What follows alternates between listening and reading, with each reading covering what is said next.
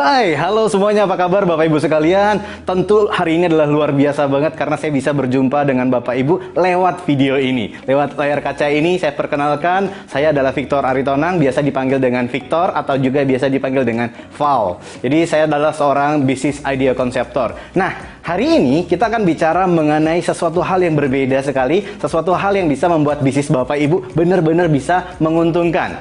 Bisnis yang tadinya misalnya omsetnya hanya beberapa, tapi kenapa jadi bisa 2 kali lipat, 3 kali lipat? Tentunya ada satu poin yang paling penting agar bisnis bisa lompat, agar omsetnya bisa berkembang dengan pesat. Nah, dari sini kita bisa tahu kenapa banyak orang berbisnis akhirnya bisa jadi kaya raya. Kenapa juga ada orang berbisnis yang ternyata akhirnya jadi hancur berantakan. Nah, Bapak Ibu sekalian, hari ini kita akan bicara tentang satu hal yang namanya service excellence.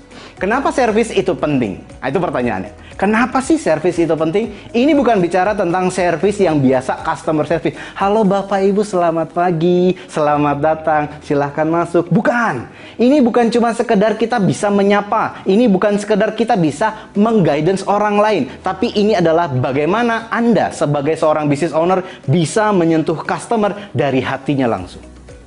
Dari hatinya langsung. Nah, kenapa kok kita harus menyentuh hati orang lain?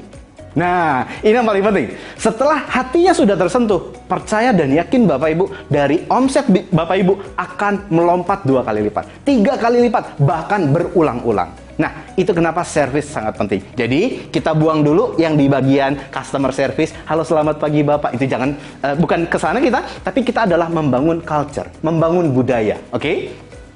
Nah, dari sini kita mulai dulu nih. Bapak Ibu memiliki bisnis apapun ya. Ada mungkin F&B, ada juga fashion, ada mungkin kerajinan tangan, ada mungkin jasa, elektronik dan sebagainya. Buat Anda sekalian yang saat ini menonton, mungkin ada di Indonesia Raya, thank you very much. Kita akan mulai. Dari sini kita pelan-pelan kita start dulu. Nah, saya pengen cerita. Saya punya sahabat, dia memiliki hotel. Hotelnya itu jauh di ujung. Ya, bukan di bagian hotel yang di tengah-tengah kota, bahkan hotelnya pun bukan hotel bintang 5. Hotelnya hanya bintang 2. Jadi satu hari ada customernya atau pelanggannya yang nginap di hotel tersebut. Dia adalah bapak dan ibu ya, seorang pasangan gitu ya, membawa motor. Ini hotelnya hotel bintang 2, jadi pelanggannya juga biasa saja. Pas begitu sudah selesai dari menginap gitu ya, esok paginya ingin pulang, terus kemudian dia ngidupin motornya. Ternyata motornya nggak bisa menyala.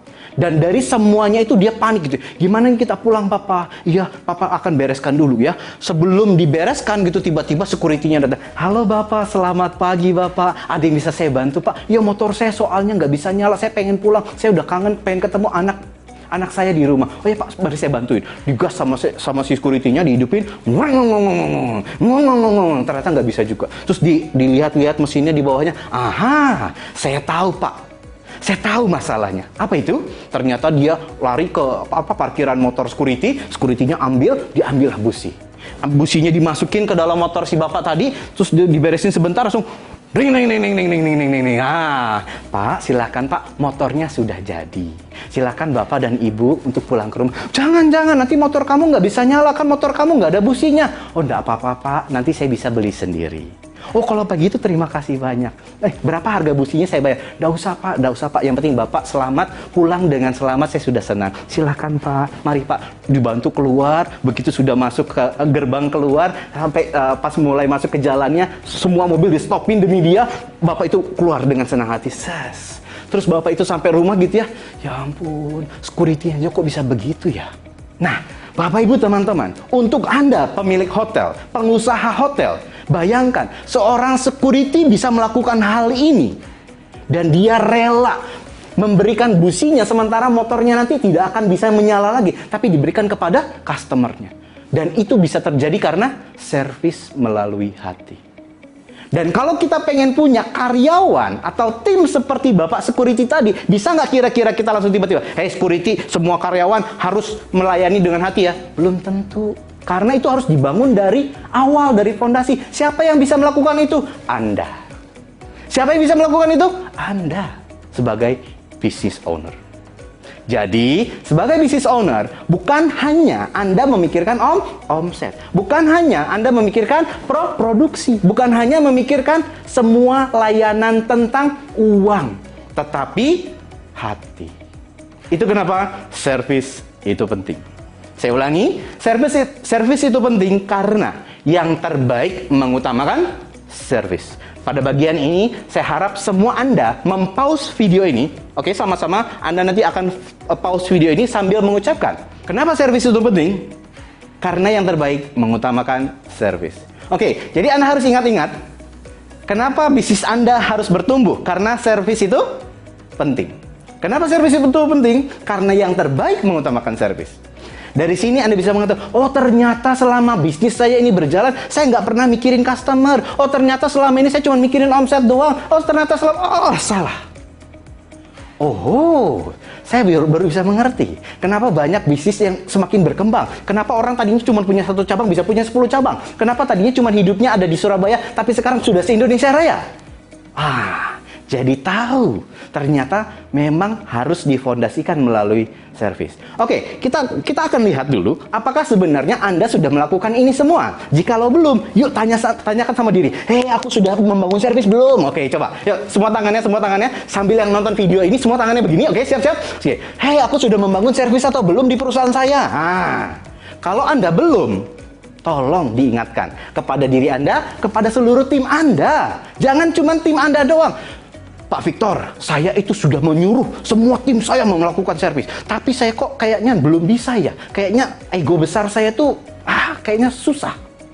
Apalagi kalau dari zaman dulu bilang gitu ya, customer adalah raja. Waduh, kita lain. Halo Bapak, selamat pagi. Semua yang dia suruh kita lakukan. Pret. Ya, ingat-ingat sekali lagi, customer bukan raja. Kita melayani mereka karena memang kewajiban kita melayani. Karena memang kita berkiprahnya adalah seorang pebisnis, seorang pemilik usaha, melayani customer. Bukan mereka adalah raja. Jadi kalau mereka meminta sesuatu kepada kita, jikalau kita bisa bantu, kita bantu. Jikalau kita tidak bisa bantu, kita usahakan. Tapi jangan sampai kita sebagai pemilik bisnis diinjak-injak oleh customer. Karena mindset yang salah. Jadi kita ulangi, customer bukan raja. Tapi kita melayani customer menggunakan hati. Jadi mulai dari sini, kita bangun dulu hati kita masing-masing. Jadi kalau Anda ingin memiliki tim, memiliki karyawan, memiliki partner yang menggunakan hati, Anda harus dulu menggunakan hati. Jadi sekarang saya tanya, Bapak Ibu, teman-teman yang menonton video ini, sudahkah Anda menikah? Sudahkah Anda memiliki pasangan? Saya tanya. Dulu sekali ketika Anda ingin memiliki seorang pasangan, bagaimana caranya agar dia mencintai Anda? Bagaimana caranya agar si pasangan ini mencintai Anda? Bagaimana caranya? Caranya adalah mencintai dulu dia, baru nanti dia akan mencintai kita. Betul? Kalau kita pengen dicintai sama customer, kita cintai dulu customernya. Kalau kita pengen dicintai sama tim kita, kita cintai dulu timnya. Anda jangan egois, Anda ingin diperhatikan, Anda ingin dicintai, Anda ingin disayangi, tapi Anda nggak pernah melakukan itu kepada tim Anda, kepada customer Anda, kepada bawahan Anda. Stop. Mulai Anda dulu. Mulai dari Anda mencintai orang lain dulu, baru orang lain mencintai Anda, mencintai bisnis Anda. Dengan begini, bisnis Anda akan semakin besar. Dengan begini, nama beken Anda akan semakin terkenal, bahkan seluruh Indonesia. Oke, dari sini kita bisa tahu ternyata banyak orang yang perang harga, kasih diskon 20%, 20% kurang, kasih lagi 30%, 30%, kasih lagi 50%. Itu adalah perang harga, karena mereka nggak punya value. Ingat teman-teman, Bapak Ibu sekalian, customer tidak peduli harga, yang mereka pedulikan adalah value. Yang mereka pedulikan adalah nilai. Nilai dari produk, nilai dari layanan, nilai dari bisnis Anda, nilai dari apa yang Anda berikan. Ketika bisnis Anda, produk Anda memiliki value, memiliki nilai yang ternyata bisa menjadikan solusi bagi mereka semua, yakin dan percaya, produk Anda akan terjual berkali-kali lipat, produk Anda akan disenangi banyak orang, dan bahkan Anda bisa menolong begitu banyak orang karena bisnis menggunakan value. Jadi ingat sekali lagi, tidak ada customer yang peduli tentang harga, karena semua customer akan peduli dengan value. Sudahkah Anda memiliki value? Oke, pertanyaannya sekarang adalah apapun bisnis Anda sekarang Bapak Ibu, tolong langsung pause video ini dan langsung tulis apa value bisnis Anda? Apa value dari produk Anda? Apakah mengesankan? Apakah ternyata Pak Victor saya belum punya value apa-apa? Saya cuma dagang doang. Saya cuma pengen jualan doang. Yang penting untung. Nah, dari sini baru Bapak Ibu tahu. Ternyata bisnis harus pakai value. Value itu apa toh? Value itu adalah nilai yang Anda berikan kepada customer sehingga mereka akan cinta mati dengan produk Anda dan menjadi loyal customer bisnis Anda. Ingat, menciptakan customer yang loyal itu sama sulitnya dengan menjaga hubungan Anda ke relasi-relasi Anda. Jadi ini sangat penting dan juga Anda harus menciptakan customer-customer baru. Untuk itu, mulai hari ini setting value, setting juga service excellence dalam diri Anda dan tim Anda untuk bisa menciptakan loyal customer. Bicara tentang produk, bicara tentang bisnis, tentu kita harus memiliki fondasi. Bagaimana caranya agar produk kita bisa diminati banyak orang? Bagaimana caranya semua orang mau membeli produk kita? Oke, saya akan masuk ke dalam bagian 3 excellence service. Yang pertama adalah product excellence. Product excellence maksudnya adalah Anda harus memiliki produk yang benar-benar excellence, bukan hanya rasa. Kalau Anda produknya adalah F&B, rasa yang enak itu udah wajib. Jadi kalau Anda produknya F&B tetapi rasanya tidak enak, Anda harus bertaubat. Anda harus berhenti berbisnis itu, ya. Camkan dari sini. Jadi kalau Pak Victor, aku tuh bisnisnya makanan enak banget ya. Gue udah tahu, memang udah harusnya begitu. Oke, itu yang pertama. Jadi masuknya kemana? Adalah packagingnya, pelayanannya, dari bentuknya, dari kualitasnya, dari bingkisannya dan sebagainya. Itu yang Anda harus buat jadi excellence. Kalau misalnya ada dua bisnis, ada dua produk sama-sama menjual ikan patin atau mungkin ikan bandeng gitu ya, A dan B. Oke, yang A menggunakan konsep dasar konvensional yang dulu mungkin ikan bandeng bakar, tapi biasa banget gitu ya, tapi rasanya ajib, gak kira-kira enak banget. Tapi yang B, ini kan bandeng yang kualitas rasanya biasa saja, tapi packagingnya bagus banget. Ini higienis, terlihat bener-bener mahal. Akhirnya begitu masuk market, yang ini harga jualnya cuma 30.000, yang ini bisa 70.000. Kenapa Pak Victor bisa begitu? Kan rasanya enakan punya saya. Yes, Anda harus sadar. Anda tidak memiliki produk yang excellence. Jadi, produk yang berkualitas, yang rasanya enak, udah itu doang, dibandingkan dengan produk yang memiliki packaging yang bagus, terus kemudian ingredients-nya jelas, higienis, dan bisa diminati oleh banyak orang, itu yang akan menjadi mahal. Ingat, di sebelumnya, customer tidak memperdulikan harga. Karena customer memperdulikan value. Oke. Kan Pak Victor itu kan produknya makanan, gimana kalau jasa? Nah, kalau jasa produk Anda berarti harus memberikan sesuatu yang di luar dari dugaan mereka. Misalnya kita bilang, Pak mohon maaf Pak, pekerjaan ini baru bisa selesai 7 hari. Oke, kalau begitu 7 hari. Anda bilang 7 hari, tapi langsung berikannya sebanyak berapa? 3 hari. Pak, ternyata pekerjaannya cepet banget Pak, ini 3 hari sudah selesai. Hah? Kamu bilang 7 hari kok sekarang 3 hari? Wah, luar biasa kamu. Nah, itu adalah value. Anda memberikan sesuatu janji yang Anda berikan ekspektasinya adalah di bawah mereka, Anda akan ditinggalkan. Tapi kalau ekspektasinya di atas mereka, Anda akan dikerumunin, Anda akan dipelukin, disayangin. Bagaimana coba caranya? Caranya adalah membentuk produk yang excellence. Oke, yang kedua adalah delivery product excellence. Maksudnya bagaimana Pak Victor? Delivery maksudnya pakai ojek online atau pakai logistik yang pengiriman yakin esok sampai dan sebagainya. Bukan hanya itu. Tetapi maksud saya adalah Anda harus tahu bagaimana caranya menyampaikan message produk Anda. Misalnya, Anda memiliki kios di pelosok ujung sana yang tidak ada plang namanya. Yang tidak tahu kalau orang itu mencari produk Anda itu pakai apa, nggak ngerti. Bagaimana caranya produk Anda bisa laku? Tapi kalau seandainya Anda memberitahukan gitu ya, contoh kalau Anda jalan-jalan ke Pulau Jawa sana, ke arah Yogyakarta, di sebelah kiri jalan selalu ada plang namanya Rumah Makan Pringsewu. 10 km lagi Pringsewu, 8 km lagi Pringsewu, 7 km lagi Pringsewu, 5 km lagi Pringsewu, 1 km lagi Pringsewu, 500 meter lagi Pringsewu, 100 meter lagi Pringsewu. Nah, ini dia Rumah Makan Pringsewu. Itu namanya delivery product. Karena dari jauh-jauh hari orang sudah dikasih tahu kalau mau ke Pringsewu nih dari sini sebentar lagi nyampe. Pak Victor, kan kalau sekarang zaman digital, ya udah Anda harus kasih tahu dong produk Anda itu di mana. Lewat marketplace, lewat sosial media, lewat WhatsApp, lewat Facebook, lewat apapun Anda harus deliver. Anda kirim. Pak Victor, soalnya saya tuh malu, nggak berani, takutnya nanti aku dikira spam. Yes, Anda harus tahu caranya. Anda harus tahu strategi bagaimana cara menyampaikan produk Anda. Artinya dari sini adalah Anda harus tahu betul bagaimana caranya menyampaikan message bahwa Anda adalah pemilik bisnis dari sebuah produk yang Anda punya. Oke? Jadi dalam offline ataupun online sama saja. Tetapi kalau seandainya Anda sudah melakukan itu semua tetapi bisnis Anda masih belum berkembang, artinya ada lagi yang salah. Apa yang ketiga? Yang ketiga adalah inovasi product excellence. Jadi di sini adalah kita bicara tentang inovasi excellence. Jadi kita harus berpikir apa yang harus kita inovasi. Dari kualitas layanan jasa kita yang tadinya 7 hari kita pepetkan jadi 5 hari. Yang 5 hari kita pepetkan jadi 3 hari. Yang 3 hari kita pepetkan jadi 1 hari. Apakah mungkin? Mungkin Pak Victor, karena saya akan perbanyak tim saya. Yang tadi produknya mungkin ada mungkin ukurannya besar sekali, ada yang 100 mili gitu, kita perkecil jadi 50 mili. Yang tadinya pakai box besar kita perkecil, yang jadinya cuma box kecil. Atau yang tadinya box kecil jadi box besar.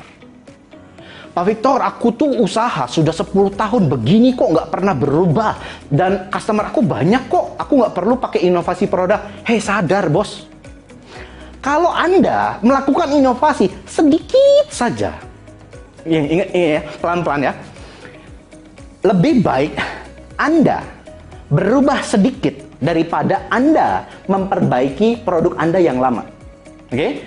Kalau Anda merubah sedikit saja, kesannya Anda memiliki inovasi baru dan harga Anda bisa naik sedikit. Bahkan kalau Anda melakukan packaging yang berbeda dengan ide-ide packaging yang zaman now, maka produk Anda bisa Anda berikan harga 2 kali lipat, 3 kali lipat. Dari situ Anda bisa mengerti, oh ternyata inovasi luar biasa. Nah, saya bicara zaman sekarang gitu ya. Ya, mungkin Anda sudah tahu dan ini sudah pernah dibicarakan di mana-mana. Ketika ojek pangkalan bersanding dengan ojek online, siapa yang memiliki inovasi produk? Gojek, Grab, Uber. Mungkin Uber sudah tidak masuk lagi ya. Atau mungkin zaman now, orang bisa dagang, orang bisa berbisnis di rumah aja menggunakan handphone. So many inovasi.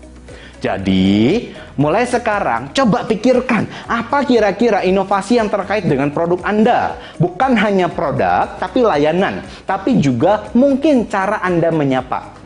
Kalau zaman dulu mungkin Anda menyapanya, halo Bapak, selamat siang, halo Ibu, selamat siang. Kalau sekarang, halo Kakak, selamat pagi, halo Kakak, selamat pagi. Itu adalah perubahan dalam layanan.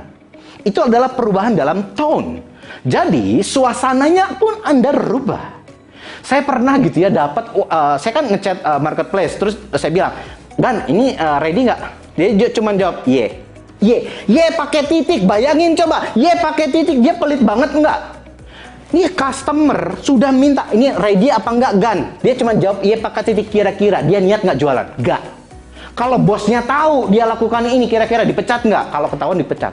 Karena dia nggak ketahuan. Saya pengen kasih tahu nih sama bosnya, nih sadar nih, anak buah lo cuma jawab gue pakai yes kasih titik, ya. Alangkah orang ini pelitnya gitu, cuman pakai huruf yang diketik doang. Sedih saya. Anda kalau sampai melakukan ini, tobatlah ya. Tobat, yakin sama saya. Anda harus tobat dulu, keluar dari jalan situ, masuk ke jalan yang benar ya. Oh, Pak Victor, berarti dengan cuman pakai chat doang mempengaruhi penjualan? Betul. Contohnya begini. Anggaplah saya sudah membeli sebuah jas, harganya 1 juta gitu ya, misalnya. Terus kemudian saya mau bayar gitu ya, terus tiba-tiba customer service-nya bilang, ngechat saya, oh Pak Victor, ini juga ada nih ikat pinggang, itu cukup bagus dan diskon 20%. Oh mau dong, ada warna hitam atau coklat? Oh ada dua-duanya. Pak Victor mau mana? Hitam atau coklat? Hitam deh, hitam. Akhirnya saya beli. Pas saya mau bayar, oke, saya mau transfer ke rekening mana? Pak Victor, mohon maaf, nih ternyata saya juga dapat promosi dari bos saya langsung. Ini ada celana jeans keluaran terbaru, harganya murah banget Pak. Tadinya 1 juta, ini cuma 750.000 Pak. Lumayan Pak, hemat 250.000. Oke, boleh. Lihat, boleh. Nah, oke, Pak Victor, ini nomor rekeningnya, tapi mohon maaf Pak, saya mau ngasih tahu lagi, ini ada satu lagi Pak, produk terakhir dari kita, ini tas Pak. Tasnya bagus banget, cocok buat Bapak sebagai seorang profesional Pak. Kalau Bapak pakai tas ini cocok banget Pak, sudah jasnya cocok, pakai bantingannya cocok, sama celananya cocok, plus dibungkus sama tasnya Pak. Ini harganya dari 500.000 cuman 250.000 Pak. Oh, ya udah, berapa semuanya, hitung aja semuanya. Akhirnya saya transfer. Nah, ini adalah customer service yang menggunakan service pakai hati. Kenapa? Karena nggak cuma jalanin, ya Pak, tolong kirim langsung segera ke nomor rekening ini ya Pak, nilainya sekian. Itu cuma jalanin tugas doang, tapi dia nggak punya tujuan untuk memperbesar bisnisnya. Oke, dari sini Anda bisa tahu ya, oh berarti kalau punya customer service, saya harus mendidik dia untuk bisa berjualan lagi. Betul. Itu disebut dengan upselling service. Pak Victor, tim saya itu katro-katro, dia itu lulusannya juga ya kadang-kadang ada yang nggak sekolah, bahkan pakai handphone pun baru pertama kali di tempat saya Pak. Anda harus ajarkan. Ingat, Anda menginvestasikan bukan kepada properti, bukan kepada rumah ataupun aset, tetapi Anda investasikan kepada tim Anda. Oke, sekarang saya pengen tanya, kalau Anda sudah menggunakan teknik atau mindset service excellence, saya pengen tanya, yang nomor satu adalah customer atau produk? Yang nomor satu adalah customer atau produk? Kira-kira, kalau Anda sebagai pemilik bisnis, Pak Victor, saya mah pasti nomor satu customer Pak. No, yang nomor satu adalah produk. Saya tanya sekali lagi, kalau Anda sebagai pemilik bisnis, yang nomor satu adalah customer atau karyawan? Ya customer lah Pak, soalnya customer yang datengin duit, karyawan mah buang duit. Orang saya gaji dia Pak, banyak bener gajinya. Salah. Yang nomor satu dalam bisnis adalah karyawan. Kenapa? Karena kalau kita bisa membuat karyawan kita cinta kepada bisnis kita, bayangkan, dia akan lakukan apapun untuk memperbesar bisnis tersebut. Tanpa disuruh, tanpa dipaksa, tanpa diminta. Mereka akan luangkan banyak waktu, mereka akan lakukan apapun caranya agar bisnis ini bisa berkembang. Karena apa? Karena mereka merasa memiliki bisnisnya. Saya akan cerita sebuah value yang selalu saya lakukan, namanya adalah own it like a founder. Apa itu Pak? Own it like a founder adalah sebuah paradigma di mana mindset ini kita tanamkan kepada tim kita, yaitu adalah kalau Anda bekerja sama saya, Anda bukan karyawan. Anda bekerja sama saya, Anda bukan tim atau bukan pegawai saya, tetapi Anda adalah sebagai pemilik bisnis ini. Bayangkan Bapak Ibu, teman-teman, jika Anda memiliki tim yang seperti ini, mereka own it like a founder, merasa adalah bagian dari pemilik bisnis. Wow, itu bakal outstanding banget. Yang biasanya kalau mungkin kita punya jam kerja gitu ya, dari jam 9 sampai jam 5 atau dari jam 8 sampai jam 5, yakin dan percaya nih tim-tim yang seperti ini dia bakal pulang nanti jam 11 malam. Kenapa? Karena dia tidak bakal pandang bulu mau meminta yang namanya lembur atau bicara tentang wah jamnya sudah jam 5 kita harus pulang dan sebagainya. Dari sini Anda bisa tahu bagaimana menciptakan karyawan, menciptakan tim, karena dasarnya adalah own it like a founder. Oke, kita tadi bicara adalah 3 excellence, ada product excellence, delivery, product excellence, dan juga adalah inovasi excellence. Nah, dari sini Anda harus renungkan apa yang harus Anda lakukan sekarang. Produknya harus diapain, delivery-nya harus diapain, inovasinya harus diapain. Karena ini penting banget supaya Anda tidak ketinggalan zaman. Bagaimana Kodak bisa hancur, bagaimana Nokia bisa hancur, bagaimana BlackBerry bisa hancur, itu semua karena mereka tidak melakukan hal ini. Mereka tidak melakukan product excellence, mereka tidak melakukan yang namanya delivery excellence, mereka tidak juga melakukan namanya inovasi excellence.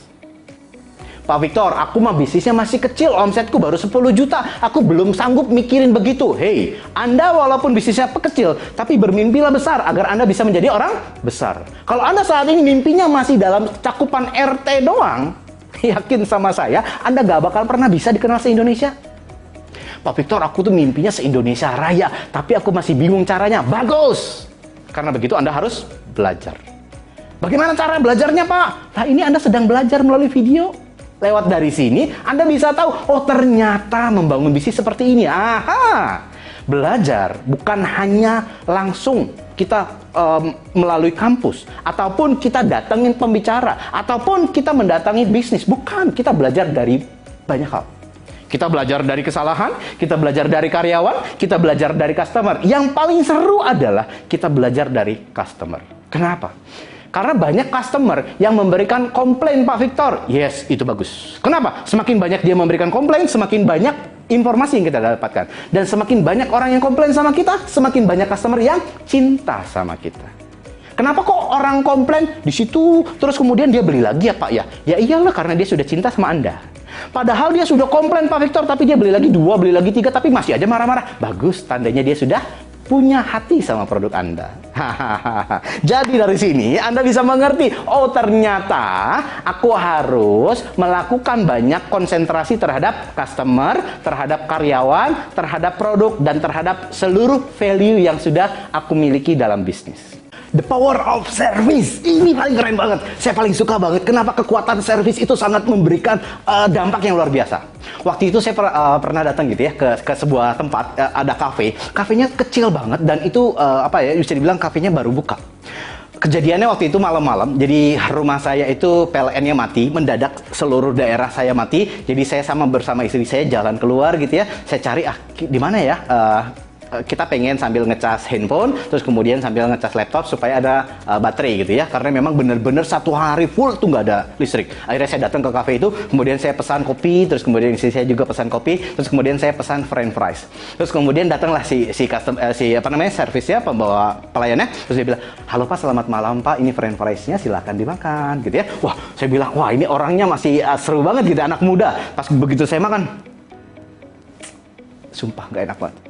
Kenapa nggak enak? Saya bilang sama istri saya, mana, ini kok nggak enak banget ya kentangnya. Ini kok kayaknya nggak ada rasa sama sekali. Oh, nggak mungkin lah. Pas dicoba, oh iya bener nggak enak.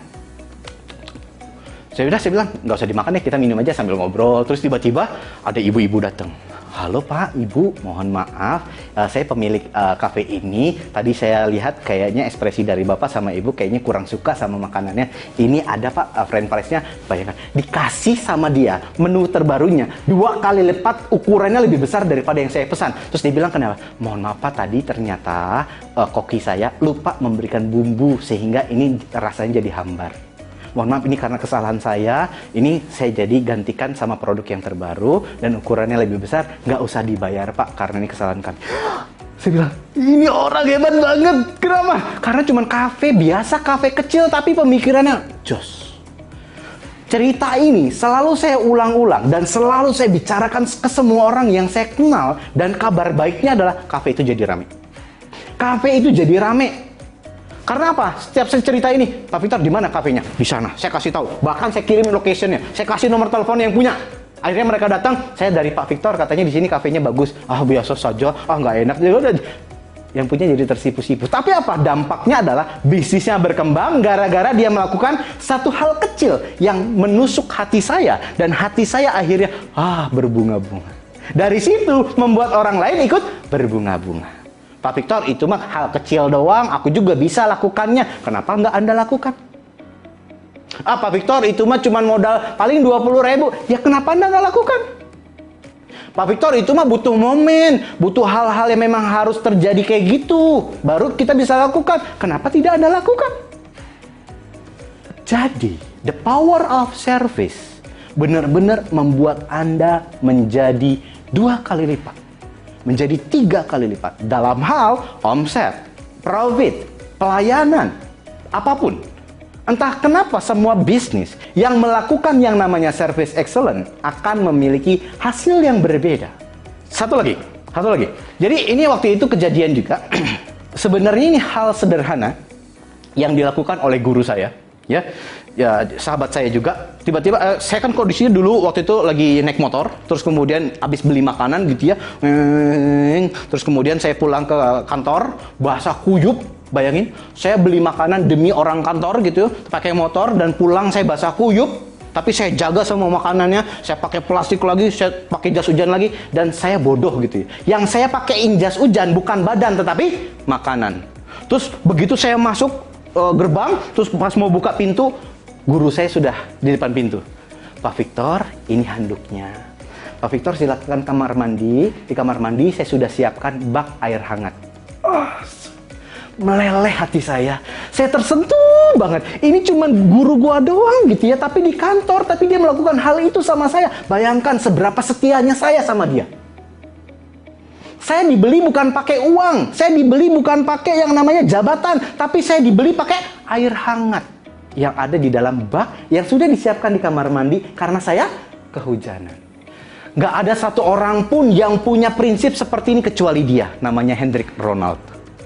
Dia memberikan semuanya itu karena memang dia bilang, service is everything. The power of service kepada siapapun. Bahkan dia melakukan itu kepada muridnya, yaitu saya. Saya dari situ langsung keluar gitu, Pak, saya bilang saya nggak punya celana, nggak punya. Sudah saya siapkan semuanya, Pak. Ada celananya, ada bajunya, terus dia bilang celana dalamnya jangan karena itu punya saya. Oh ya, udah baik. Nah, tapi adalah poinnya, kenapa ini bisa dilakukan oleh orang seperti dia? Karena dia punya hati yang tulus. Ah, Pak Victor mah biasa aja itu. Anda belum merasakannya. Coba Anda rasakan. Anda akan punya bagaimana caranya. Oh, ternyata orang sangat peduli sama saya. Jadi saya bisa mengerti Pak Victor, ternyata kalau kita memiliki tim, tidak harus kita berikan dia naik gaji, harus kasih bonus dan semuanya, tetapi perlakuan kita mencintai orang lain, itu yang paling penting.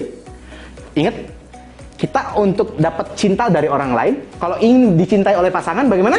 Kita cintai dulu pasangan kita, baru pasangan kita mencintai kita. Kita cintai dulu karyawan kita, baru karyawan kita mencintai kita. Kita cintai dulu produk kita, maka produk kita akan mencintai kita. Kita cintai dulu customer kita, baru customer akan mencintai kita. Jadi, kalau saya tanya, apakah produk Anda atau omset Anda saat ini berkembang? Tidak, Pak Victor. Apakah penjualan Anda saat ini bagus? Belum, Pak Victor. Coba Anda cek, seberapa besar Anda cinta kepada customer Anda? Seberapa besar Anda cinta kepada produk Anda?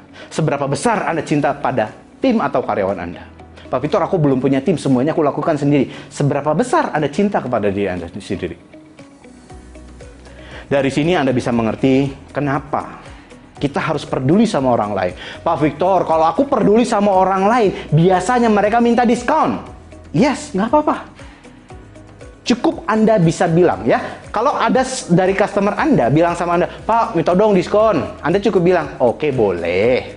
Pak, boleh, bisa nggak ini turunin harganya? Bisa. Pak, ada nggak barang ini? Ada. Jadi Anda cukup jawab 3 hal. Ada, bisa, boleh. Apa namanya? Ada, bisa, boleh. Pak, ada barang ini? Ada.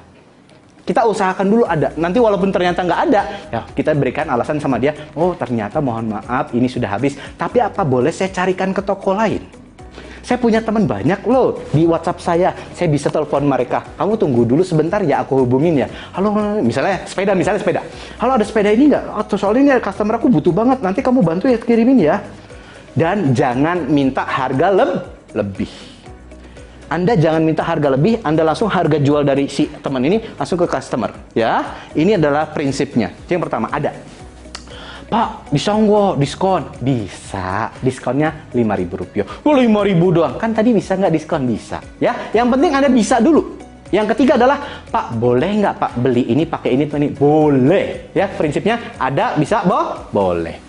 Oh, berarti sederhana Pak ya, dalam bisnis itu cuma ngomongin 3 itu doang Pak. Tapi saya nggak pernah lakukan ini. Nah, kenapa Anda selama ini selalu mengunci diri sendiri? Karena apa? Anda merasa diri Anda paling benar. Anda merasa bahwa produk Anda tuh sudah paling bagus. Ternyata ini tuh Indonesia Raya loh bro. Luas banget. Pakai marketplace aja bisa jadi produk Anda bisa kalah. Tapi kalau Anda selalu ego terhadap diri Anda, nah saya bicara tentang ego. Kalau Anda selalu bicara tentang ego, ini adalah seperti kayak balon udara. Ingat balon udara? Ada satu gelembung udara yang dimana di tengah-tengahnya dikasih bara api, lalu kemudian di sekeliling balon udaranya ini, terus kemudian ada kantung yang berisikan pasir. Baik, masih ingat? Oke. Kalau Anda ingin naik balon udara, yang kemudian balon udaranya naik ke atas terus-menerus sampai tinggi, caranya bagaimana? Caranya adalah membuang kantung pasirnya satu persatu. Oke, semakin satu persatu kantung dibuang, balon udara semakin naik ke atas. Dibuang lagi, naik ke atas. Dibuang lagi, naik ke atas. Yang Anda buang kantung pasir itu adalah ego. Coba yuk pelan-pelan sekarang kurangi ego Anda satu persatu. Buang dulu ke laut, buang dulu ke sungai. Kenapa? Karena Anda buang ego Anda, maka bisnis Anda akan semakin naik ke atas. Buang lagi ego Anda, naik lagi ke atas. Buang lagi, naik ke atas terus-menerus. Ego itu apa Pak Victor? Bisa jadi egonya adalah merasa paling benar.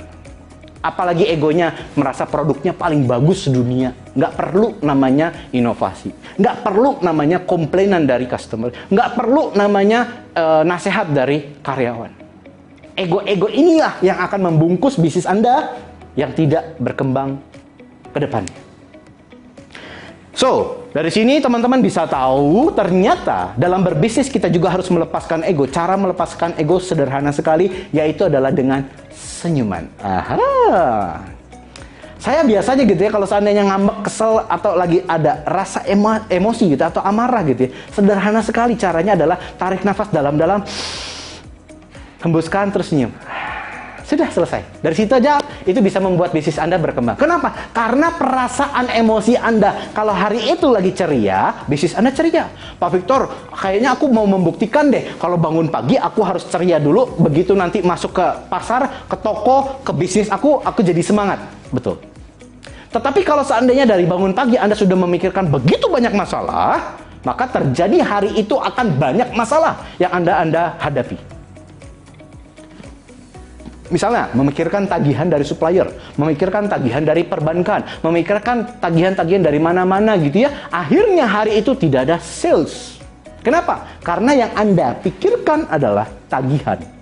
Coba dirubah. Yang dipikirkan adalah omset. Yang dipikirkan adalah melayani orang lain. Yang dipikirkan adalah membantu customer.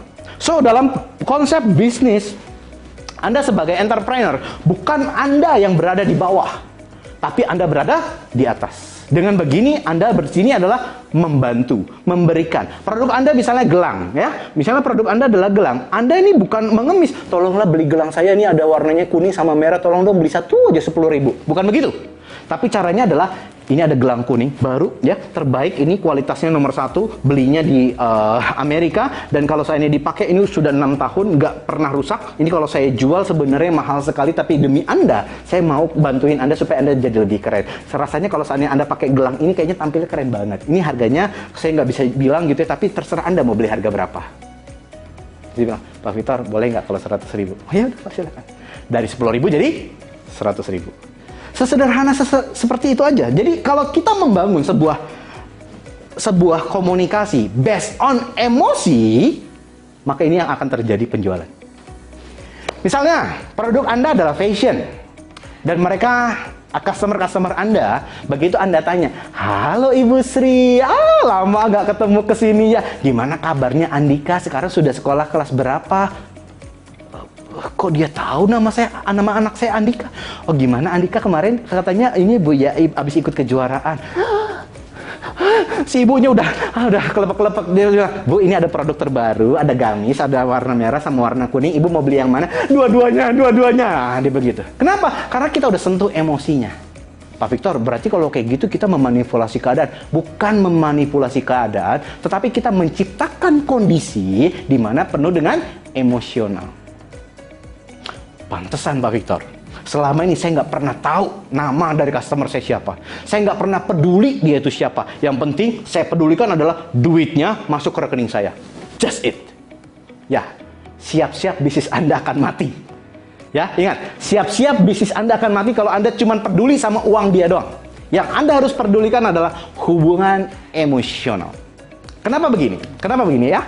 Saya dulu pernah punya binatang peliharaan kucing, jumlahnya 17. Kucing saya 17, itu jenisnya macam-macam, ada Persia, ada Angora, ada Maine Coon. Maine Coon Anda tahu harganya, satu Maine Coon itu kurang lebih harganya 30 jutaan. Tapi yang membuat saya betah memelihara kucing adalah bukan karena kucingnya, tapi karena pet shop-nya. Ya, namanya adalah Paw Pet Shop, PAW Pet Shop. Ya, namanya Paw Pet Shop. Dia orangnya gede banget, gendut gitu ya. Kalau jalan begini, tapi entah kenapa yang mau masuk ke pet shopnya dia, itu pet shop banyak banget bertebaran, tapi cuman pet shop dia yang orang rela antri. Bahkan pakai nomor antrian, nunggu berjemur gitu. Nomor 21 baru masuk. Jadi seperti itu. Jadi kayak kita antri ke dokter. Apa yang dia lakukan? Yang dia lakukan adalah dia tahu semua nama binatang peliharaan. Kenapa begitu? Karena setiap masuk, dia tanya namanya siapa, difotoin, ditaruh ke drive-nya. Jadi ada satu customer service yang ditugaskan untuk menghafal semua binatang peliharaan. Goblok nggak lo? Jadi si mbak-mbak ini, dia tahu betul, halo Pom-Pom, dia tahu Pom-Pom, yang inisial. Padahal saya bilang, kok mirip-mirip, kok dia tahu ya? Bayangkan, begitu, ini provinsi besar, dan semua orang datang ke situ, jumlahnya bisa ratusan, bahkan ribuan binatang, dia kenal semuanya. Bukan cuma kucing, anjing, sugar glider, ular, terus kemudian iguana, macam-macam, semua reptil, dia hafal. Kenapa? Karena dia ada drive fotonya. Jadi begitu masuk, dilihat dulu, oh dia mau masuk. Antrean nomor 21 itu warnanya apa ya? Oh, warna putih. Oh, si Pom-Pom. Halo Pom-Pom. Masuk 21, 22 coklat. Oh, coklat. Itu namanya Johnny. Halo Johnny. Jadi semua ada triknya. Ada caranya. Tapi dari situ dia jual makanannya, yang makanannya biasa di makanan pet shop lain harganya itu adalah 149.000, dia jual di situ adalah 250. Tetap saya beli. Yang goblok siapa? Saya. Saya udah tahu tuh harganya beda 100.000 tapi saya beli. Kenapa? Karena layanannya bagus. Pak, itu kan bisnis makanan binatang, Pak. Masa iya bisa, Pak? Bisa. Anda pasti bisa karena Anda belum coba. Apalagi ini untuk makanan manusia, di mana semua perut manusia butuh makan. Dan semua orang butuh makan, butuh perhatian. Coba bayangin, ketika Anda memberikan perhatian kepada orang, maka orang itu akan luluh. Dan dia, kalau udah luluh, dia akan menyerahkan dompetnya kepada Anda. Ini baru terjadi sales. Oh, Pak Victor, berarti kuncinya adalah membuat hati orang lain jatuh hati. Betul. Kalau Anda sudah melakukan itu, yakin dan percaya, dia akan menyerahkan dompetnya kepada Anda. Tolong, silakan ambil berapapun Anda butuhkan.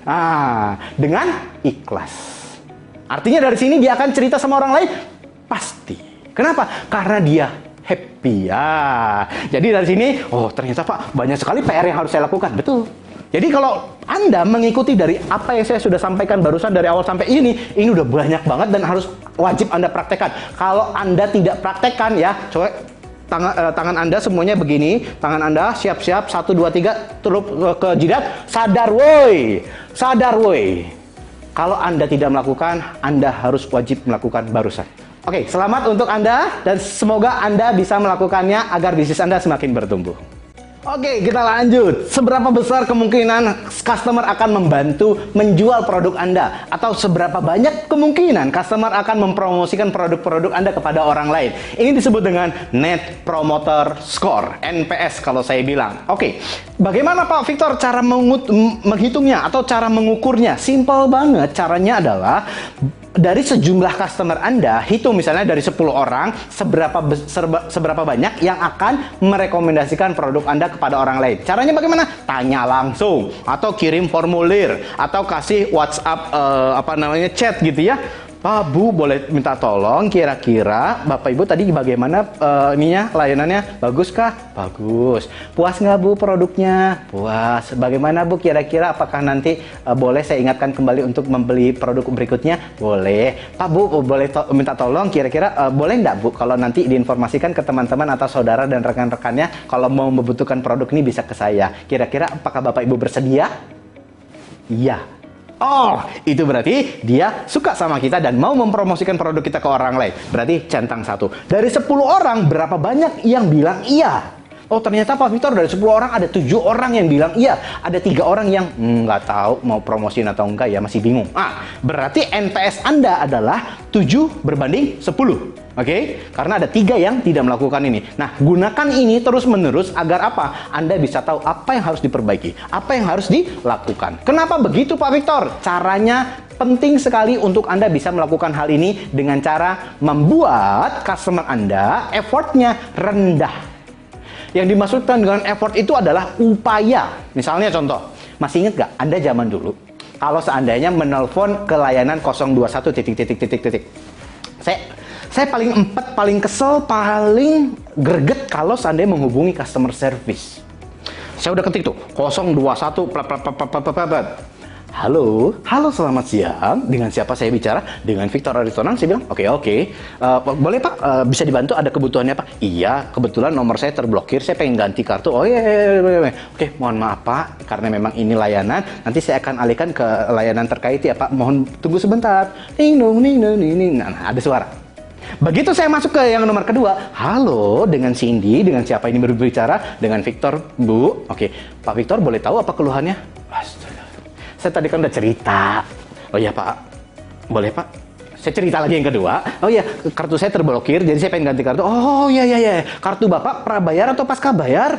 Prabayar. Oh, mohon maaf Pak, saya pasca bayar. Bapak saya lanjutkan ke operator berikutnya ya. Saya yakin yang ketiga nanti pasti tanya lagi nih. Halo, saya dengan Putri, dengan siapa bicara?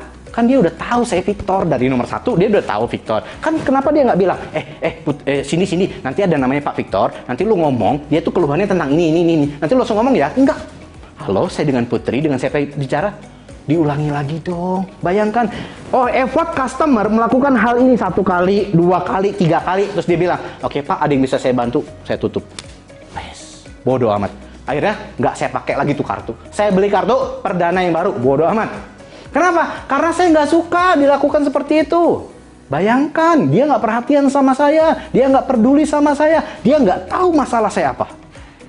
Betul sih, kamu wajib tanya masalah orang lain. Tapi kalau sudah 3 orang, kamu nggak bisa tanya ke customer kamu terus-menerus. Kamu cukup tanya kepada customer service yang pertama. Dia tadi masalahnya apa? Tolong briefing gue dong, supaya nanti gue nggak tanya lagi. Oh iya, gue tahu.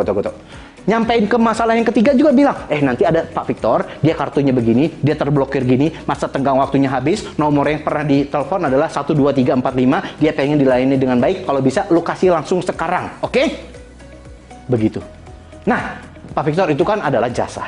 Bagaimana kalau produk? Sama saja. Kalau misalnya misalnya produknya adalah makanan. Begitu Anda pilih gitu ya. Pak, mohon maaf Pak, bisa antri dari sana dulu? Oke, saya antri. Terus kemudian saya belok kanan, saya belok kiri, saya sudah ambil semuanya, saya harus ambil lagi kartu untuk duduk lagi, untuk bayar ke kasir, dari kasir, saya nunggu lagi, dan semuanya saya harus tunggu. Dan itu membuat saya kesal. Ini adalah keluhan banyak customer. Bapak Ibu, kalau Anda memiliki bisnis, membuat customer yang effortnya cukup tinggi, cukup besar, maka customer tersebut yakin dan percaya tidak akan kembali kepada Anda. Oh, pantesan. Kalau zaman sekarang, Pak, semuanya rata-rata dibuat simpelnya, Pak ya? Betul. Sesuatu yang dibuat semakin simpel akan membuat customer Anda semakin mau berlama-lama di tempat Anda. Contoh, misalnya Anda punya aplikasi, di awal sekali Anda sudah dimintakan nama, nomor telepon, email, nomor KTP, hobi, alamat, nomor telepon, nomor orang tidak serumah, dan sebagainya sampai 30 orang nggak bakal isi. Tapi kalau cuman nama, email, udah submit, pasti semua orang bakal isi. Cepret. Pas udah nyampe ke dalam, kita nonton, kita lihat-lihat, baru nanti kita langsung ditawarin lagi satu produk, disuruh isi KTP, baru isi, nanti tawarin lagi, suruh isi nomor rekening, baru isi lagi, dan sebagainya. Dicari polanya, dibuat orang itu penasaran. Contoh, bagaimana Pak Victor? Pertama, kalau Anda produknya makanan, pertama di bagian paling depan Anda kasih yang namanya kerupuk. Kok kerupuk sih Pak? Itu kan nggak banget. Ya bodoh amat. Kasih aja kerupuk. Kerupuknya harga berapa? Nggak usah dihargain. Ya mungkin kemasannya segini gitu ya. Harganya Rp5.000. Kasih aja. Oh, saya tahu. Kasih emping. Nah, orang nggak suka emping Pak. Takutnya rematik dan sebagainya. Kasih kerupuk standar banyak gitu ya. Kenapa? Orang pas baru datang makan kerupuk. Setelah makan kerupuk, apa yang terjadi? Haus. Dan dia pasti pesan minum. Nggak mungkin ada orang customer datang, udah makan kerupuk, nggak jadi deh, pulang aja. Nggak mungkin, pasti minimal dia beli minum. Dan kalau kita punya bisnis minuman, harga minuman kita, marginnya otomatis 60%. Kalau dari 10.000, untung kita Rp6.000. Aha.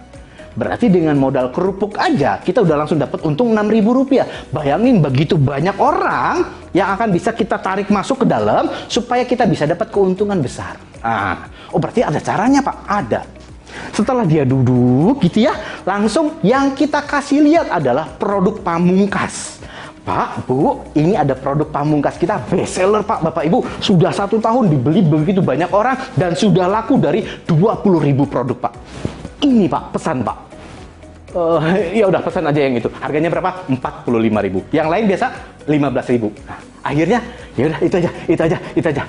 Karena dia nggak tahu sebenarnya produk yang lain. Yang dia tahu adalah yang direkomendasikan.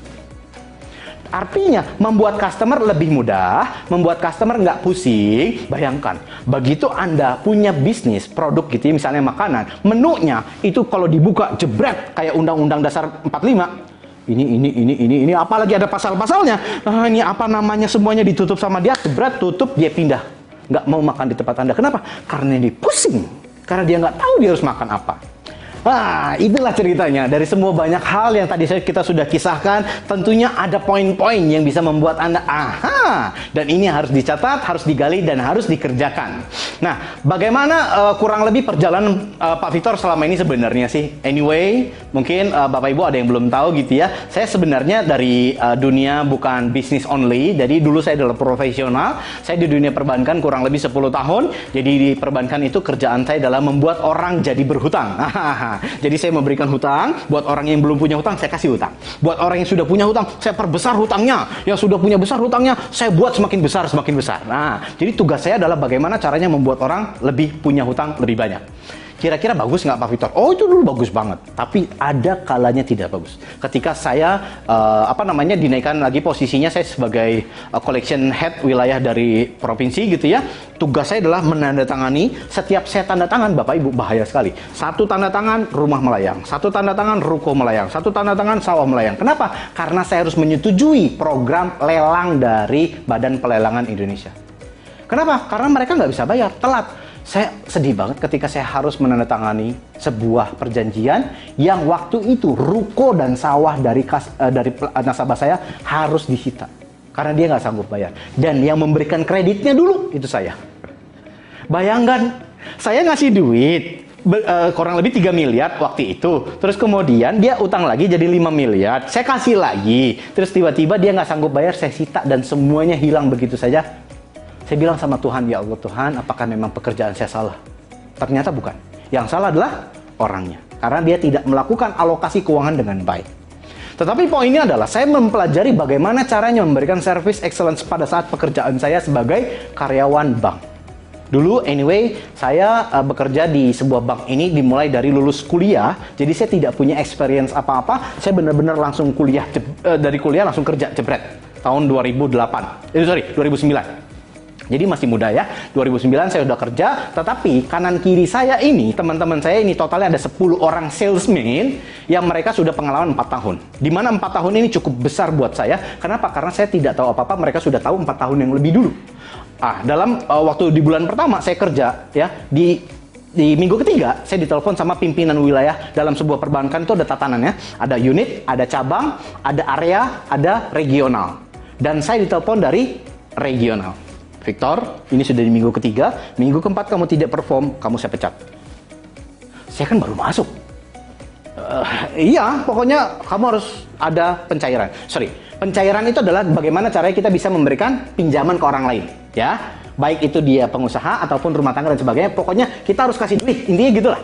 Dan 3 minggu saya nggak bisa. Terus bilang saya sama bos saya, Pak, saya telepon dulu mama saya. Ma, saya mau dipecat, Ma. Kenapa, Nak? Soalnya saya belum ada pencairan, saya belum ada kerjaan, mah. Ya nanti mama bantuin doa ya. Ya, ma doain saya sambil nangis-nangis. Serius, merinding saya. Terus saya masuk ke ruangan pimpinan saya bilang, Pak, namanya Pak Agus Rohandi. Beliau sudah almarhum. Pak Agus, saya 3 minggu tidak ada pencairan. Kata Pak Elman, tadi saya mau dipecat. Kalau seandainya saya tidak ada pencairan. Oke, kalau gitu kamu ikut saya. Ikut sama dia keliling satu pasar.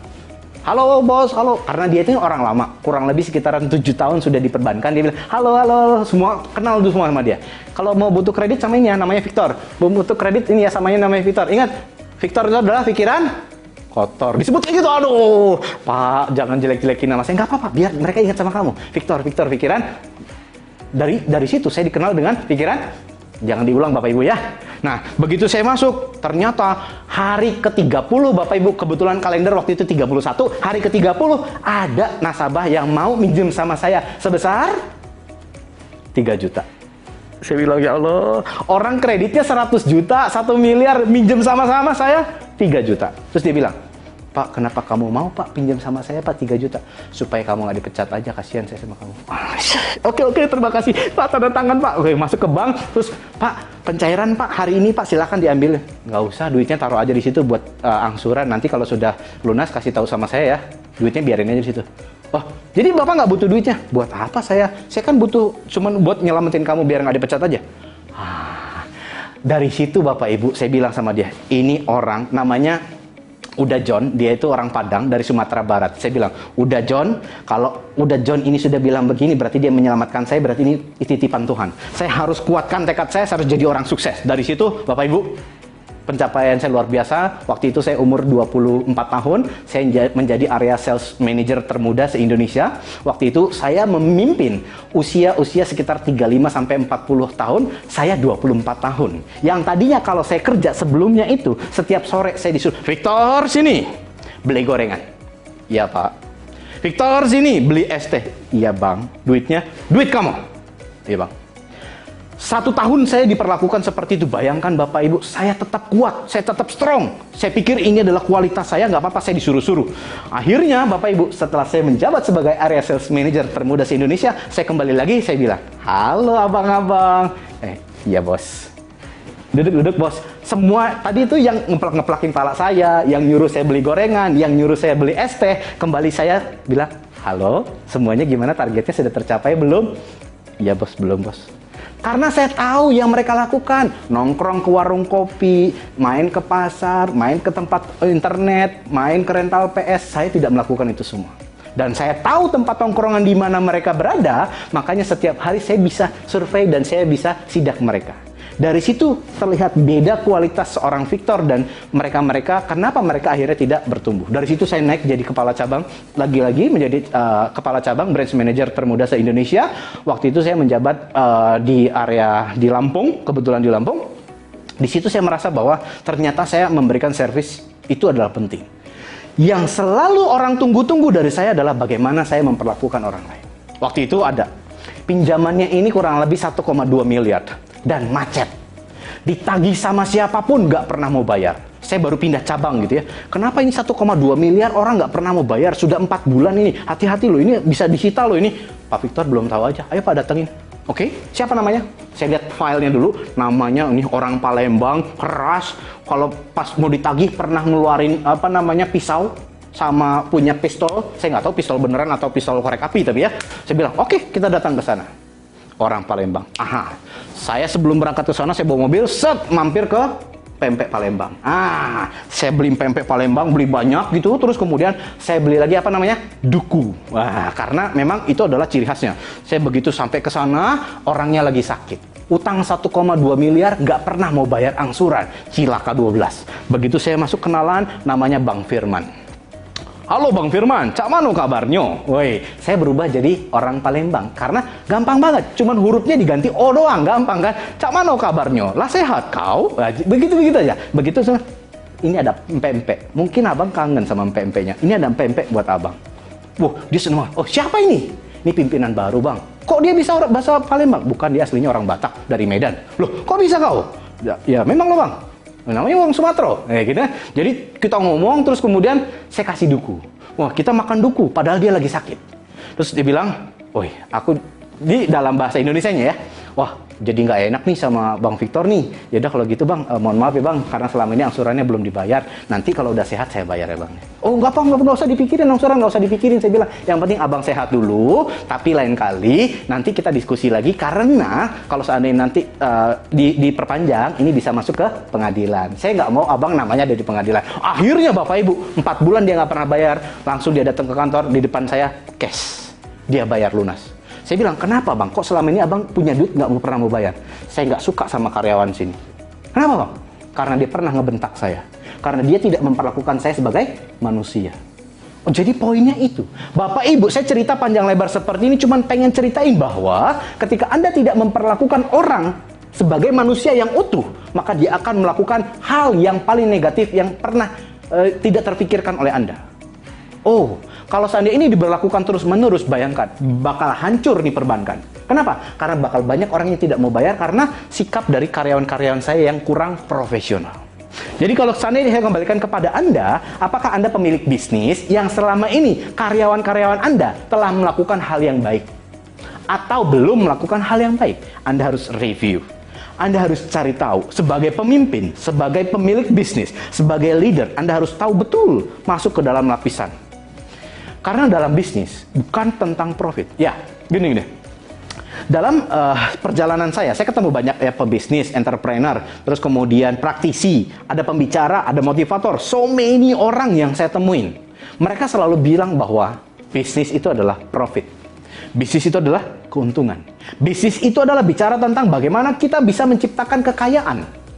Tapi kalau buat saya, bisnis itu adalah bagaimana kita berkomunikasi dengan manusia. Kenapa? Kalau Anda bisnis Anda adalah base-nya adalah membangun komunikasi dengan manusia, yakin dan percaya apa yang akan Anda lakukan ke depannya nanti akan disupport oleh banyak orang. Karena Anda bukan tujuannya mencari profit, karena profit itu ngikut. Profit itu dari belakang, ikut terus Anda kemanapun berada. Kalau Anda jiwanya sudah besar, membangun manusia, bisnisnya dibangun based on manusia, maka semua keunggulan, semua keuntungan akan ikut kemanapun Anda pergi. Baik itu karyawan, baik itu customers. Mulai dari sini, apakah Anda mendirikan bisnis cuma tujuannya mencari profit? Tanya pada diri Anda sendiri. Kalau Anda sudah bisa membangun bisnis berdasarkan komunikasi manusia, very good. Siap-siap Anda akan jadi orang sukses. Siap-siap Anda akan jadi kaya raya. Nah, sekarang saya tanya. Kalau Anda ada dua pertanyaan, silakan siapkan kertas ataupun handphone. Pertama, apakah selama ini Anda sudah merasa bahwa produk Anda sudah cocok? Oke. Apakah Anda merasa saat ini produk Anda sudah cocok dan sudah bisa diterima oleh market? Pertanyaan pertama. Silakan tulis, nanti tolong Anda jawab.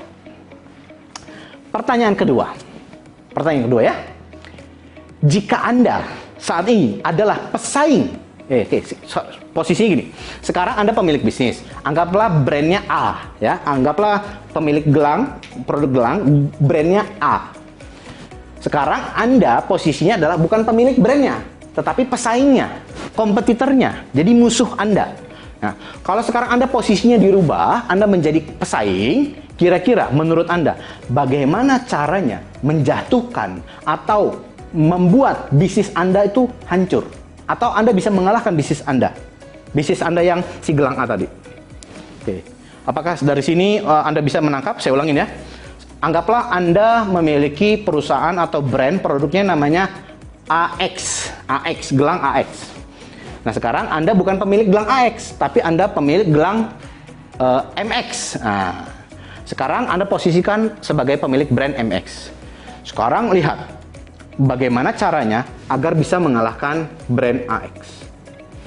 Kenapa Anda bisa tahu? Karena Anda tahu betul brand AX ini ngapain aja. Apa yang lemah, apa yang kuat, apa yang hebat, apa yang harus ditingkatkan. Silakan Anda tulis. Semakin banyak, semakin bagus. Semakin Anda paham, semakin Anda punya kesempatan untuk berkembang. Oke? Nah, dari selesai acara ini, silakan Anda kerjakan. Silakan Anda tulis apa kelemahan dan apa yang harus Anda lakukan supaya brand AX ini bisa Anda kalahkan dengan baik.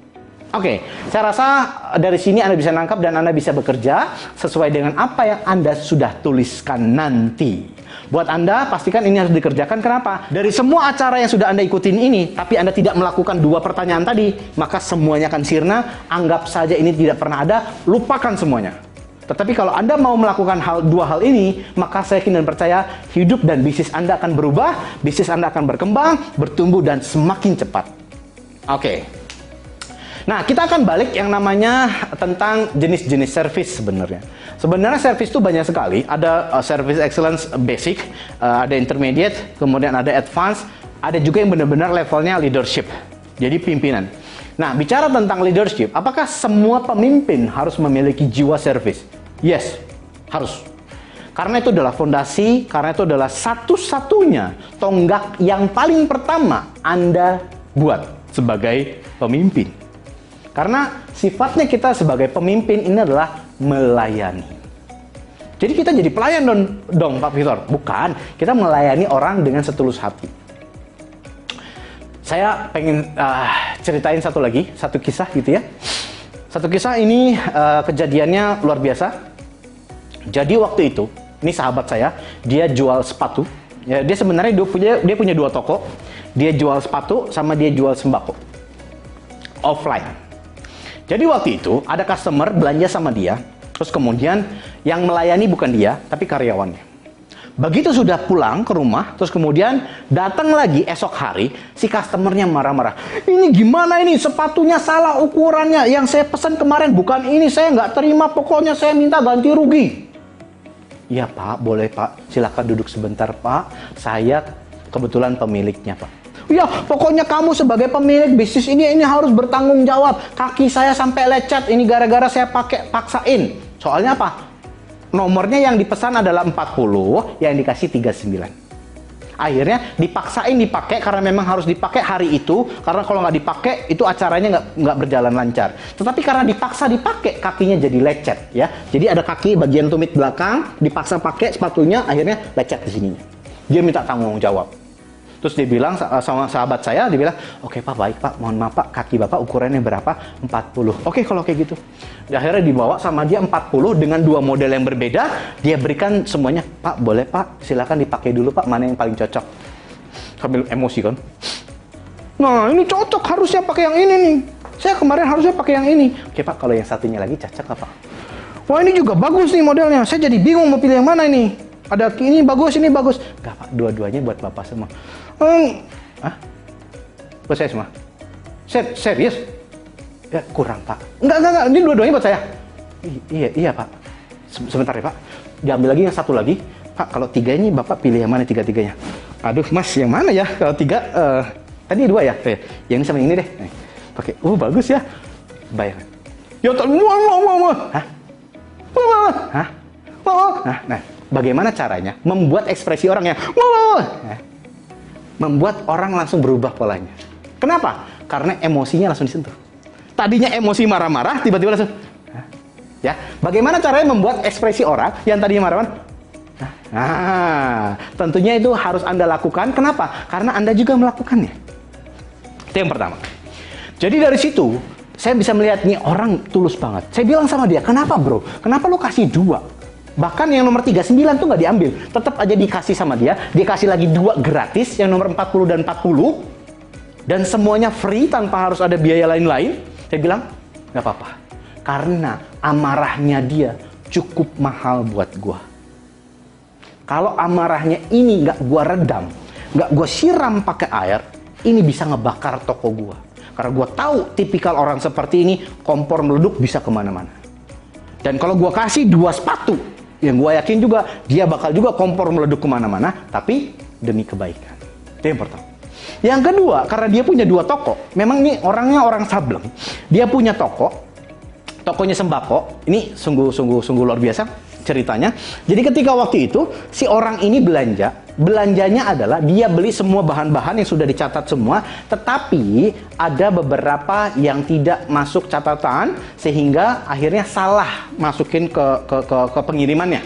Ya, jadi udah di list, semua dibayar, kemudian salah pengirimannya.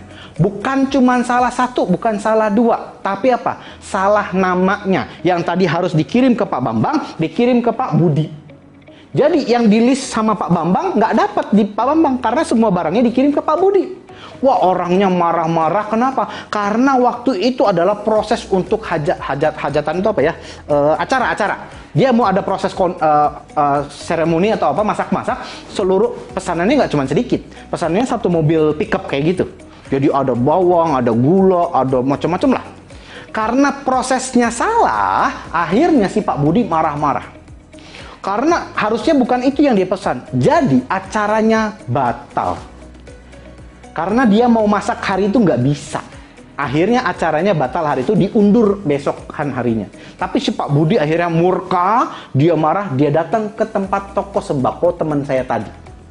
Dia marah-marah, dia maki-maki semuanya. Pokoknya bahasa Inggris, Sanskerta, bahasa binatang keluar semua. Dan dia telan bulat-bulat. Tetapi apa?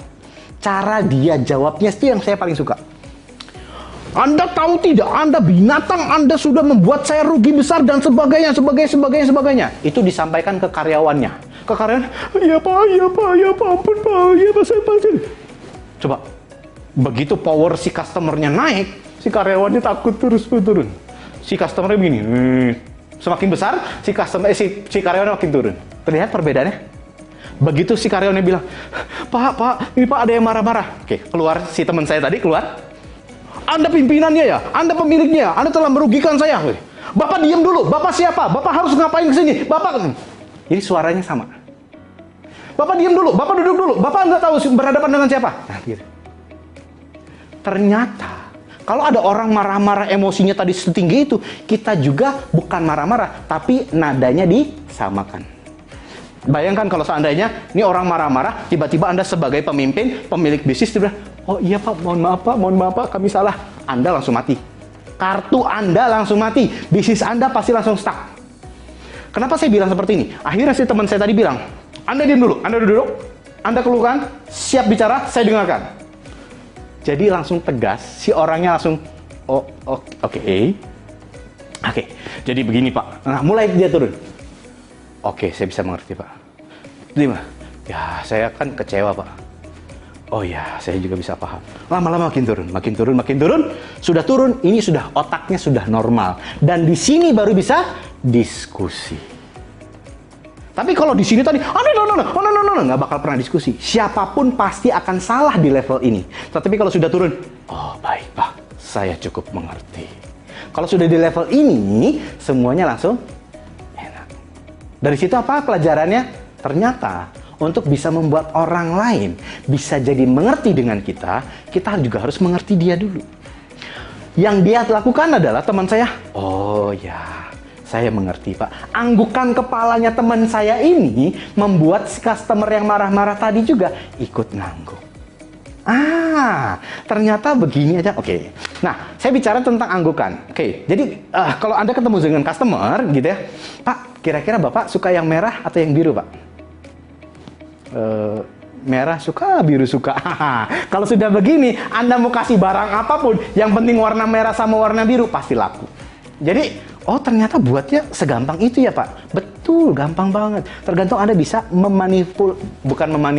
memanipulatif keadaan. Yang tadi dia nggak suka, kita buat. Oh Pak, saya rasa Bapak kayaknya bagus warna hitam deh Pak. Kenapa? Karena Bapak lebih tampil elegan. Padahal kita cuman, oh iya dah, hitam aja deh kalau gitu ya. Jadi Anda jangan, Pak, bagusnya saya warna apa ya Pak? Ya nggak tahu, terserah Bapak, kan Bapak yang punya badan. Ya Bapak yang pakai, terserah Bapak mau baju warna apa. Fix, itu pasti customer Anda pergi. Jadi siap-siap Anda harus berkorban ya atas pernyataan-pernyataan tersebut. Nah, kembali lagi ke teman saya tadi. Jadi ternyata kalau emosinya di atas, lalu turun, ternyata nadanya sama, itu baru langsung bisa service excellent. Dan kabar baiknya apa? Yang dia lakukan adalah semua keluarganya diajak sama dia makan ke restoran. Mampus nggak lo?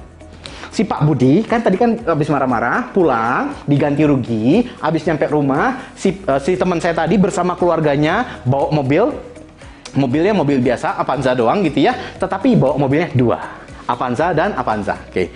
Itu datang ke tempat Pak Budi, thank you very much, kemarin sudah mampir ke warung saya, tapi hari ini saya pengen ngajak Pak Budi sekeluarga, bersama keluarga saya kita makan. Kebetulan dia bilang kebetulan saya pengen bersyukur atas kejadian selama ini, bisnis saya sudah berkembang, jadi saya pengen bersyukur, saya pengen ajak keluarga saya makan. Saya teringat sama Pak Budi karena rumahnya dekat tempat daerah restoran yang saya pengen tuju, jadi nggak ada salahnya saya undang Pak Budi. Kebetulan saya juga sudah bawa mobil Pak, supaya Bapak juga nggak repot-repot ngeluarin mobil Bapak. Terus Pak Budi bilang, enggak usah, saya pakai mobil saya sendiri. Enggak usah Pak, pakai mobil saya aja. Ayo Pak, mari Pak. Jadi Pak Budi bersama keluarganya ikut sama si teman saya tadi, makanlah mereka di restoran dengan, wah enak banget, selesai dari semua itu, masalah yang kemarin marah-marah tadi, nggak ada lagi. Hilang. Dan Pak Budi cerita, kalau pengen beli sembako semuanya keperluan hajatan, keperluan kondangan, keperluan apapun acaranya, ke situ. Dia bilang lagi, wah nenek, ke situ. Pokoknya akhirnya teman saya sekarang, alhamdulillah bisnisnya sudah melebar, sudah menggunakan aplikasi, sudah memiliki valuasi kurang lebih sekitaran 2 miliar rupiah. Yang tadinya cuma bisnis sembako kecil-kecilan, yang mungkin modalnya cuma 100 juta. Tapi sekarang jadi 2 miliar. Ternyata dari 100 juta menjadi 2 miliar dengan menggunakan service excellence sangat memungkinkan. Jadi buat Anda yang saat ini berpikir bahwa bisnis saya paling cuma 10 juta Pak, nggak mungkin bisa jadi 10 miliar. Pret, sadar woi. 10 juta jadi 10 miliar mungkin. 10 juta jadi 100 miliar bisa. Tergantung Anda mau atau tidak. Jadi, mulai sekarang, apapun bisnis Anda, berapapun modal Anda, berapapun omset Anda, yakinlah kepada diri Anda bahwa hari ini Anda sudah menonton video ini dan Anda punya mimpi yang besar di Indonesia akan menciptakan kesempatan banyak untuk Anda. Siap-siap, karena yang terbaik mengutamakan service. Kenapa service itu penting? Karena yang terbaik mengutamakan service. Dan ini harus diingat dan diulang. Oke, banyak sudah yang kita lakukan dan sudah Bapak Ibu dengarkan dari awal sampai akhir tadi. Dan itu semua adalah berkah Tuhan dan semuanya adalah untuk Anda. Dan ketika Anda sudah berpikir bahwa yes, aku pasti bisa, maka akan ada jalan. Dan ketika waktu itu, saya sebenarnya berangkat dari keluarga yang biasa-biasa saja. Ketika saya berangkat ke Jakarta, anyway saya asalnya dari Provinsi Lampung, terus kemudian dulu saya menjabat sebagai collection manager di Satu Lampung, Provinsi Lampung, dan akhirnya saya melepaskan semua jabatan saya, semua kemewahan saya pindah ke Jakarta, dan saya lupa cerita waktu itu, saya pernah punya hutang, usia saya 24 tahun, ingat? Saya punya hutang 1,2 miliar. Padahal saya baru kerja. Jadi saya kerja, saya langsung cari hutangan. Kenapa? Karena saya berprinsip bahwa kalau saya punya hutang, saya berarti akan giat bekerja. Dan dari situ, nggak ada yang tahu kalau saya punya hutang 1,2 miliar. Ayah saya, ibu saya nggak tahu. Bahkan pacar saya waktu itu tidak tahu. Dan pacar saya tahu ketika dia sudah menjadi istri. Saya panggilnya dia Amanda. Amanda, aku mau cerita. Oh iya, kan udah posisi udah nikah dong, udah sah, udah enak lah ya, udah ngobrol. Ini surat hutang. Ini surat hutang. Pas dibuka sama dia pakai kalkulator, berapanya ya? Tuh 2, 3, 4, 1,2 miliar. Kamu nggak pernah cerita sebelumnya ini bagaimana? Pas udah menikah kamu baru kasih tahu ini punya hutang segini banyak. Kalau aku ceritain takutnya kamu nggak mau. Akhirnya kita bertengkar waktu itu, Bapak Ibu. Dia kecewa sama saya, dia marah. Terus dia bilang, untuk apa ini? Hutangnya? Ini buat beli rumah. Ini buat beli rumah, ini buat beli tanah, tanah. Tanahnya atas nama siapa? Atas nama saya semua. Tapi semuanya akan saya limpahkan ke atas nama kamu, semuanya untuk kamu semua. Makasih. Saya nggak jadi dimarahin Bapak Ibu. Ternyata itu caranya untuk tidak dimarahin istri, semua asetnya namanya diberikan ke nama istri. Jadi waktu itu saya punya utang 1,2 miliar, nggak jadi dimarahin karena semuanya buat dia. Aduh, cilaka 12. Itu teknik ya Bapak Ibu ya. Itu adalah cara yang terbaik untuk menggunakan peralihan nama kepada istri agar Anda tidak dimarahi. Nah ini kenapa saya cerita itu ya. Nah, kenapa saya cerita itu? Waktu itu akhirnya saya keluar dari pekerjaan saya, masih ingat utang saya 1,2 M. Jadi tersisa waktu itu sisa berapa, kurang lebih sekitar 600 lah ya, 600 lagi. Ketika saya keluar, saya harus lunasin hutang-hutang saya semua. Jadi pas dalam posisi saya keluar, saya 0 hutang, saya 0 pendapatan. Jadi saya berangkat ke Jakarta, dan waktu itu ketika saya bertekad ke Jakarta, usia saya 29 tahun. 29 tahun waktu itu, saya bilang sama bapak saya pengen pergi. Anyway, bapak saya orang Batak. Bapak saya itu 30 tahun di BUMN.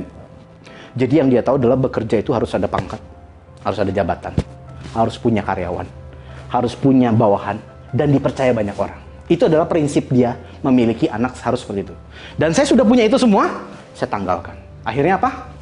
Saya bertengkar sama dia. Waktu saya pergi ke Jakarta, dia bilang, Victor, namanya orang Batak sama orang Batak kalau ngobrol tuh kayak marah-marahan gitu ya. Tapi saya sih nggak terlalu gitu. Dia bilang, Victor, kamu mau pergi dari sini, mau jadi motivator, mau jadi pembicara, jadi pembicara tai kamu. Pergi kamu dari sini. Oke sih. Saya buktikan di usia saya ke-30 saya bisa sukses. Anyway, itu cuma waktunya 4 bulan lagi. Jadi saya berangkat ke Jakarta, wah, 4 bulan lagi. Saya bilang sama bapak saya, usia saya 30, saya sudah diakui oleh asosiasi yang ada di Indonesia sebagai pembicara, Pak. Lihat, Berangkatlah saya ke Jakarta, saya bermodalkan nol, tidak punya apa-apa, tapi saya dibantu yang namanya Frans Budi Pranata. Sampai Jakarta, Pak Frans, mungkin nanti Anda bisa lihat siapa Frans Budi Pranata. Dia lihat keseriusan saya, orang dari kampung datang ke Jakarta, saya bantuin. Victor, kamu mau kenal sama siapa? Saya pengen sama Pak Andri Wongso, saya pengen belajar. Saya kenalkan. Saya pengen kenal sama Hendrik Ronald. Dipanggil orang yang datang ke tempat saya. Saya pengen kenal sama siapapun, dianterin sama Frans Budi Pranata. Jadi waktu itu saya pikir, saya nggak punya siapa-siapa. Entah kenapa dia juga mau nolongin saya. Tapi saya pikir itu adalah garis Tuhan. Dan bayangkan Bapak Ibu, waktu itu ketika saya menjabat sebagai pejabat bank, satu hari saya bisa habiskan 1 juta rupiah untuk makan, untuk ngapa-ngapain suka-suka saya.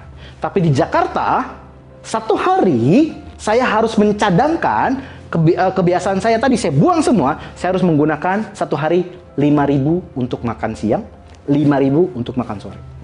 5.000 untuk makan siang, nasi 3.000, ditambah sayur sop 1.000 rupiah, 4.000, ditambah bakwan 1.000.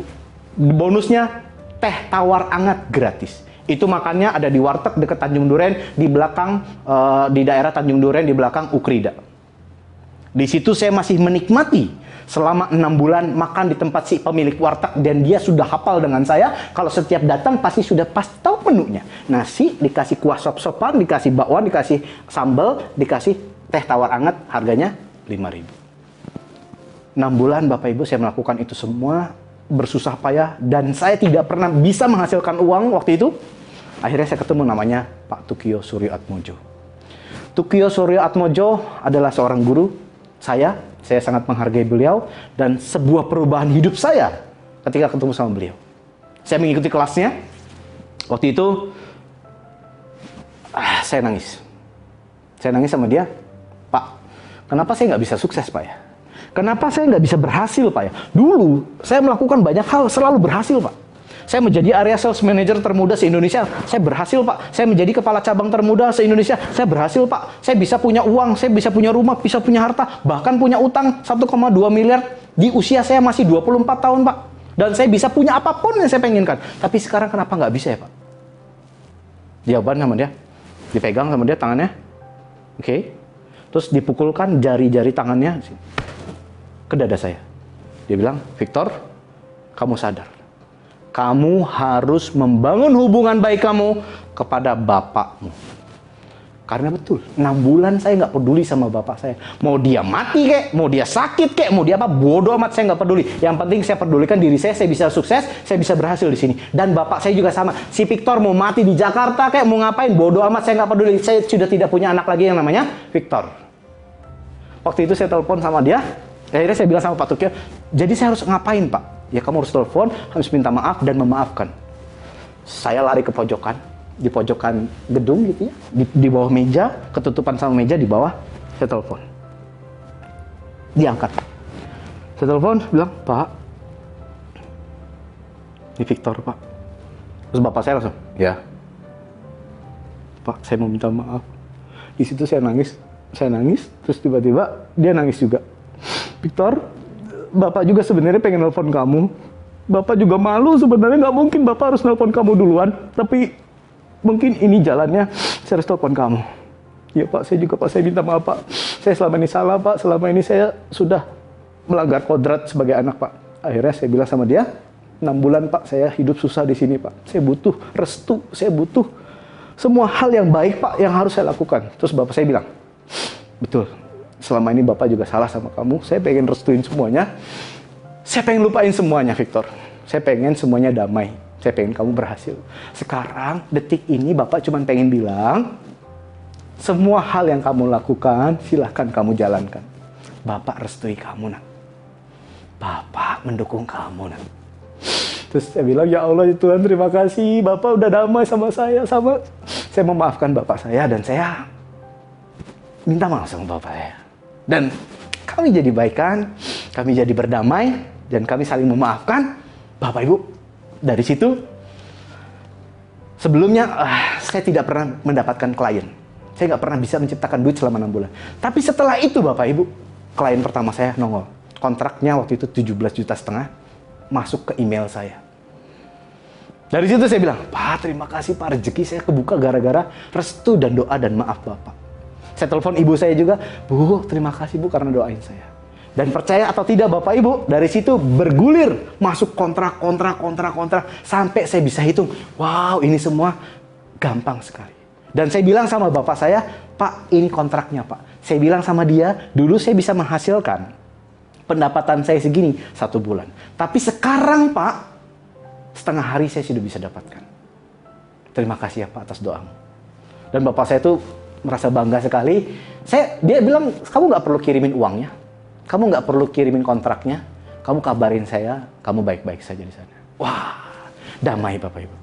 Nah, dari sini saya ingin bicara bahwa kalau Anda memiliki bisnis, yakin hubungan pasangan Anda, orang tua Anda, mertua Anda, siapapun jaga dengan baik.